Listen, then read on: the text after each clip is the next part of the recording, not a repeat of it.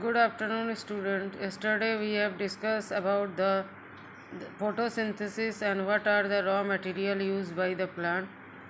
And in this video we have shared other modes of nutrition, that is heterotrophic mode of nutrition, and that is in heterotrophic mode of nutrition. First we have to discuss about the parasite. Some plants which do not have a chlorophyll and hence they cannot synthesize their food, and how can they survive in the environment, and where do they derive nutrition?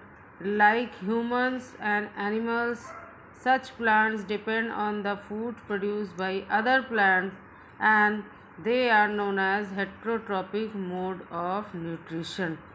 And heterotrophic mode of nutrition can be divided into two groups, that is, first one is parasites, and second one is saprotrophs. Today we are going to discuss about the parasites, and in the parasite there is an example of a plant which is known as Cuscuta plant, that is common name is Amarbale plant. This plant is like a yellow very branched structure twining around the stem and branches of tree. This is plant called Cuscuta amarbale. It does not have a chlorophyll, and it takes ready-made food from the plant on which it is climbing, and plant on which its climb is called host. The organism which derives nutrition from the others, that is known as host, and since it depends on the host for valuable nutrients, Cuscuta is called a parasite. Other animals are also kind of parasite. You should think about it and discuss.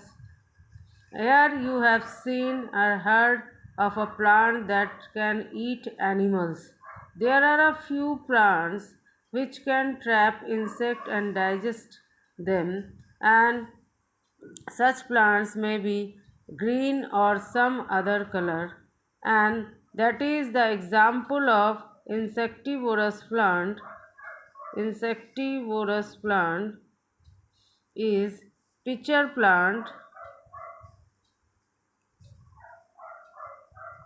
The pitcher-like or the jug-like structure is modified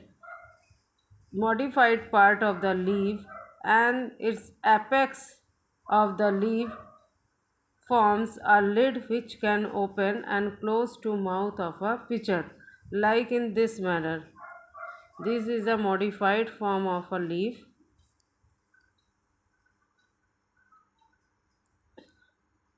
and that is it is the bladder like lid, and when an insect come in this mouth of the plant, the lid closes and it can digest the insect.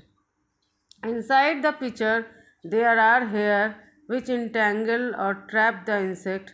The lid closes, the insect is trapped, and insect is killed by the juice secreted by the pitcher, and its nutrients are absorbed.